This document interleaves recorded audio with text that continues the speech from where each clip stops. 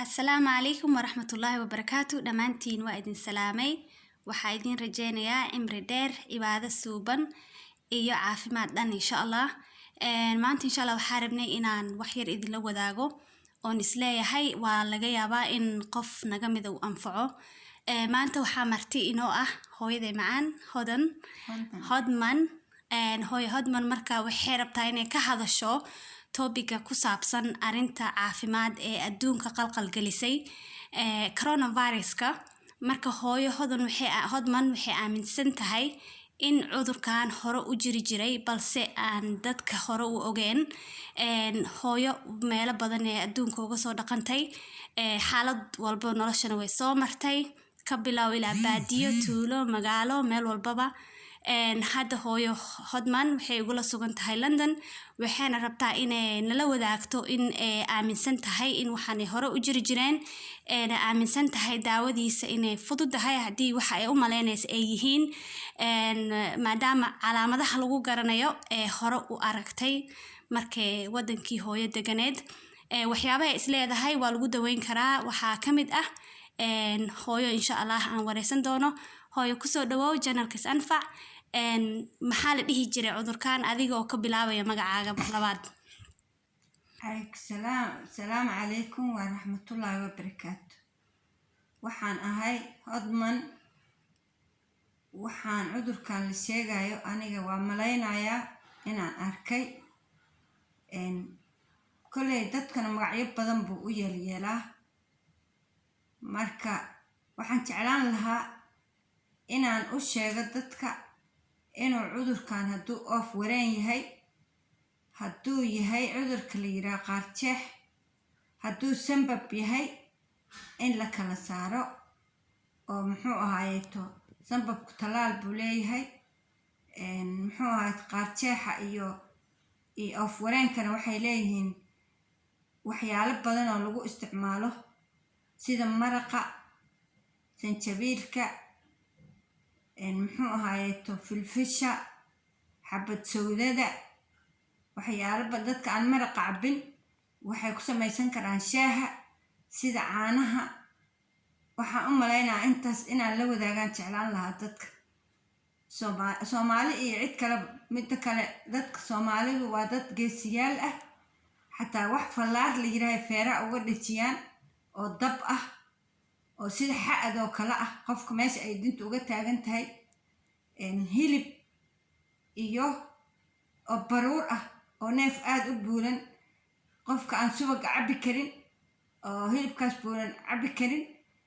subag inuu iska meero oo maraqaas intaas qudaar uu ku daray uu cabbo baan muxuu ahaayeeto baan arki jiray sida baasha filfisha iyo xawaajiga baashan la yiraahdo xawaaji burburka kale filfisha iyo xabad sawdada naagaha uurka lama siiyo laakiin maraqa hadduu ku jiro intaas aan la wadaagi lahaa marka sidee loo dareemi jiray sidee lagu ogaa calaamadaha lagu ogaan jiray maxay ahaayeen qofka ama xoolaha uu hayo sanbabku wuxuu leeyahay qufac qalalan oo sanbabadu nabr ka soo bixiyaa iyo wadnaha qufac qalalan buu leeyahay oo wareenkuna wuxuu leeyahay hargabka marka durayga uu ka jabayaa marka hore wuxuu leeyahay qandho iyo biyo badan oo sanka ka daata iyo qufac muxuu ahaayeeto markii la daaweeyo maraq iyo wax oo muxuu ahaayeeto anfaca la siiyana wuxuu leeyahay malax badan oo qofku markuu qufacayo uu tufaayo oo sanka uu ka fiifinayo marka saasaan u aqaanaa waxyaabo kaloo lagu daaweyn karo may kula tahay inay jiraan mid kale cudurkan dadka bas ma ku dhici jiray mise xayawaanadana ku dhici jiray xayawaanada waa ku dhacaa geela baa la dhahaa aad buu u qufaa markuu qufaa horu ka dhintaa geela uhda waxaa la yiraahdaa waa sanbabkaas oo kale ariguna waa u dhamaa waa ku dhintaa dadkuna waa ku dhintaa ilaa imisoo dadka hayn jiray markaa ogeyd adiga dhowr beri baad qandhanaanaysaa qufacaysaa horaad ka dhimanaysaa waa sanbabka talaal buuna le waxaan talaal ahayn malaha kaas laakiin hadda adduunku wuxuu aaminsan yahay in waxaan talaal iyo daawo midna lahayn maya waxaan daawo lahayn ma jiraan waa la helin weli waa la helin daawadaas marka xoolaha ariga oo kale aan arki jiray neefka dhinta sanbabkiisa inta sanbab laga gooyo baa sanka korkiisa inta la jeexaa laga geli jiray neef dhintay sanbabkiisa ha baa inta la soo gooyo oo sanbabkaas u dhintay baa sanka iyo indhaha dhexdooda meel ahoo sanka meeshaas bocorkiisa ah baa sanbabka la soo gooyo inta la jeex laga gelin jiray xayawaanka kale haa may asal ariga dhexdiisa sababne geel la talaalayo ma arkin wuu iska dhidhiman jiray geel waa u dhiman jiray baa la yidhaha arigana sanbab baa la yidhaha waana isku sanbabkii waxaa uhdiya sanbabka magacyada loo kala bixinayo oo sanka markii loo saaro ma fiicnaana xayawaanka halkaana laga jeexa halkaas markii laga jeexo oo maqaarka iyo kan dhexdiisa la gelina halkaas arigana talaalo wuu ku fiicnaan jiray koley waa farsamo ilaahay uu dadka reer baadiyaha siiyey laakiin waxaas muxuu reer dadka oo ilbaxay oo reer magaalka ah uma qaadanayo wax oo micno leh laakiin reer baadiyaha geedaha iyo wax kasta isticmaalaan waxa ay sameeyaan waa u hirgalaan calayhi salaatu wasalaam nabigii baa muxuu ahayto wuxuu ku daaweyn jiray haylka xabad sawdada malabka sida xataa waxaa la sameeyaa malabka dadka subag oo caradaas degoo baadiyaha degaa subag iyo ukuba isku garaacayaan waa cabayaan waa ka boodayaan subag iyo malab waa la isku garaacaa waa cabayaan waa ka boodayaan meeqa maamoda la cabaa marka inta uu aad ka roonaatidaad cabaysaa subaxii baad cabaysaa ukunta waxaa laga daadinayaa xabka oo biyaha u eg waxaa malabka ama subaga lagu garaacayaa xabka oo shaharka ah oo jaallaha ah intee in la egaa la cabaa marka xabada qaado mase kulli hal mar qaado oo ama subaga ama malab ah baa lagu dari jiray haddee subaga dadkaas waa dad qorax jooga oo dhididaaya subag waxba kama dhimaayo oo baruurta waxba kama dhimayso neef baruuraa lagu qalayaa baruurtiisaa cunaysaa beerkiisaa cunaysaa waa ka boodaysaa filfisha ka waran waxaa hadda laisku qasaa sheegtay filfisha iyo bahasha kaleeta muxuu ahaa oo dadka may xulbadda iyo muxuu ahayeto xawaaji buurbuurka iyo sanjabiilka iyo basasha iyo toonta waa lagu karin karaa maraq yaa markuu subag badan leeyahay subagaad iska dhuraysaa maraqii oo calas oo aan subag lahayn baa cabaysaa dadka aan rabin ama iska gooya hilib iyo subag iyo maraq inay cunaan caafimaad dartiis maxaa kula talin lahayd inay isbedelka ku sameeyaan waxaan kula talin lahaa hadday cuni karin daawo kale ha raadsadaan maraqa iyo hilibka haddaysa cuni karin hilibka waa cuni kartaa hadday hilibka iska joojiyeenna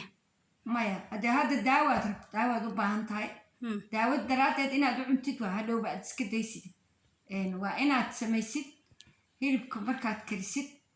marka waxoogaa kale oo maraq fiican uu kaaga baxo waa inaad haddaad diidaysid cunitaankiisa oo baruurta iyo waxaas waa inaad ama digsi ama muxuu ahayeto foorno gelisid oo baruurta ka shiilanto oo hilibkii si dhanaan xawaaji iyo kabsar caleen iyo toon intaad korka uga shubtid si dhanaan fiican oo aad u xiisaynaysa aad u cuntid so isbedelka hilibka haddii meesha laga saaro bcause hadda waxaa kusoo kordhaya dunida dad badan oo hilibka iyo baruurta iyo waxyaabaha ma aragtay isleeyihiin dhiikar iyo wadna xanuun iyo waxaasa laga qaadaa iska ilaaliya ama iskaba gooye dhowr sano ama 10 sano ka badan ma laga yaabaa dadkaas inay waxaas kale isticmaali karaan ee u isticmaali karaan kaligood ayagoo hilib iyo baruur midna ku darin ma samayn karaan karsan kartaa caanahaad ku karsan kartaa biyahaad ku karsan karaa muxuu ahaayeto markay naaga uur leeyihiin filfisha iyo xabad sawdada ma isticmaali karaan iyo malabka saddexdaas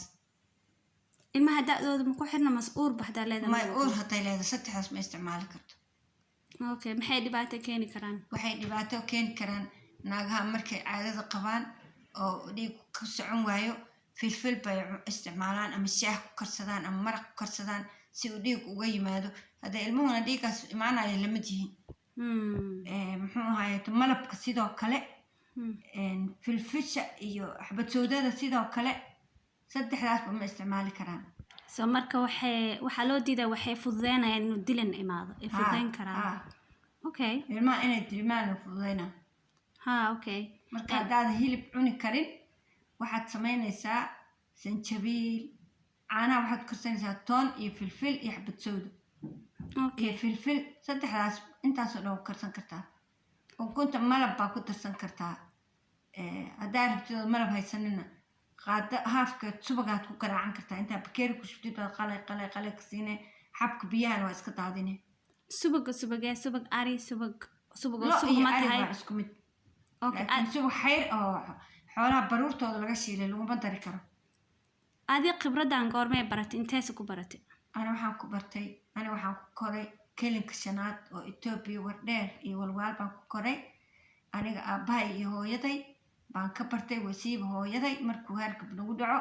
ama xoolaha sanbab ku dhaco hooyaday baan siin jirtay waa ka boodi jirnay xoolaha naloo qali jiray maraqoodaas iyo naloo ku dari jiray waa ka boodi jirnay marka khibrad oo hooyo kaliya ku ekeed ma ahayd mise khibrad ama sida ii hore igu sheegtay aabaha wuxuu ahaa ana hooyaday waxay ka baratay ma aqaan anoo yar bay hooyaday dhimatay waxaa hore igu sheegtay in aabaha ahaan jira nin ganacsato ah awoowe ilaahay u naxariisto maxay ahayd uu adduunka meelo badan soo maray khibrado badan iyo waxyaabo badanna aad ka faa'iiday ee tan ka mid tahay so waxyaabaha idinku dhiirigelin jiray may ka mid tahay tan oo asna aad ka baratay aabbahay askartii ingiriisku ahaa dhakhtarnimo xataa wuu bartay muxuu ahaayeeto haddana beec mister buu ahaa xoolaha jarka ah oo dibida iyo awrta iyo wananka iyo orgida iyo sacuudiga u dhoofsan jiray Tansaaniya iyo meelahaas uu geyn jiray badeeco baa doonyo kusoo qaadi jiray marka aabbahay baana baray iyo hooyadayna midha aabbaheeda baray iyo aabbahay wax baray ma aqaan anoo yar bay hooyaday dhimatay marka fariintaas aad iyo maxay tahay khibradaas adinka familkiina isticmaali jirteen dadka kale oo reemiga ah waqtiga ma idinla ogaayeen oo ma usii sheegteen oo ma ahayd wax dadka deegaanka degan ay wada isticmaali jireen waa isticmaali jireen dadka deegaanka dega dadku wax ma kala qarsan jirin xaasid ma ahayn qofkii jirada waxaa la dhihi jiray waxaa si maraq si ku dar filfil ugu dar waa isu sheegi jiray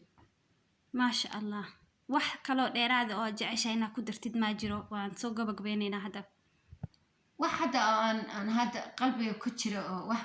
waa jiraan laakiin hadda wax qalbiga ku jiro kale oo markii baahidooda aad aragtid wixii saas iyo saas ahaa haddii la sameeyo aad dhihi kartaa markaad baahidooda aragtid okay so marka hadda sidee haddii aan summarize ku sameeyo wixii waxaa tiri waxaa jiro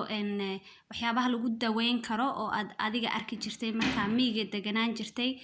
waxaan wax u eg ama soo dhaweeya inay jiri jireen coronaviruska waxyaabaha lagu daweyn jirnay ka mid tahay maraqa iyo hilibka iyo subaga in laisku kariyo oo lagu daro filfil xabad soodo toon iyo wix kaloo la mid ah haddii dadka haddee haye dhamayso toon filfil xawaaji buurbuur baashaan la yidhaaho xulbo muxuu ahaaye tusanjabiil intaas waa lagu daraa maasha allah so dadka aan rabinna intaas ama shaaxay ku darsan karaan ama intaas isku shiidan karaan ee gooni qalab u siin karaan haddii ay doonaan u shiitaan haddaa rabtid oo aadan qalab maare u helin biyaad ku karsan kartaa biyo yar baad digsi saaranaysaa ama kirli waa ku karinaysaa ayar baad shaandho qaadanaysaa shaandhadaas ku shaandhaynaysaa okay waa mahadsantahay hooyo khayr ilaaha ku siiyo waxaana filayaa insha allah inay dadka faa'iidaan fariintaada wax shaqay noqdaan maadaama adi hore usoo isticmaashay ood ogtahay inay shaqaynayaan waxa kaliya la hubin waxaa waaye inay isku wax yihiin hadday isku wax yihiin kolley waa la hubaa bay shaqaynayaan laakiin haddayse wax isku wax ahayn lama huba inay shaqayn doonaan marka insha allah sidaasii nabadgelya waa mahadsantihiin assalaamu calaykum waraxmatullaahi wabarakaatu la sii wadaaga dadkana waa mahadsantihiinna assalaamu calaykum